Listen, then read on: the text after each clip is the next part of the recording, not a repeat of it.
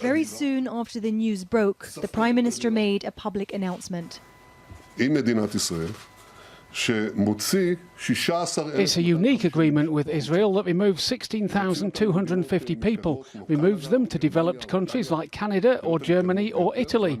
That's the commitment of the United Nations High Commissioner, to remove them, to organise it, to fund that expense.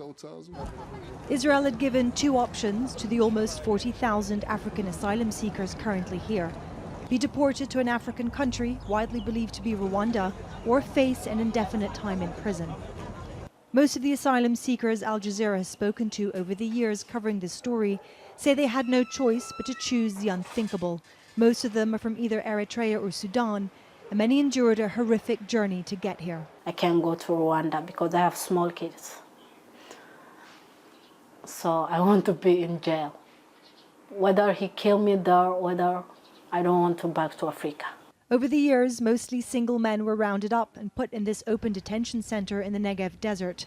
Conditions were tough, as were conditions for those living outside, mostly in the suburbs south of Tel Aviv. Israel called them illegal infiltrators, and the status of the majority was never resolved.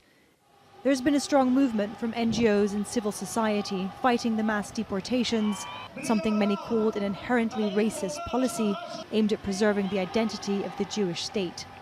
We believe that Israel has the obligation to uphold the Refugee Convention that it is a signatory to fully examine the refugee requests. And for those who are registered as refugees, because their asylum requests are valid, to give a status here in Israel, just like any other country in the world should do.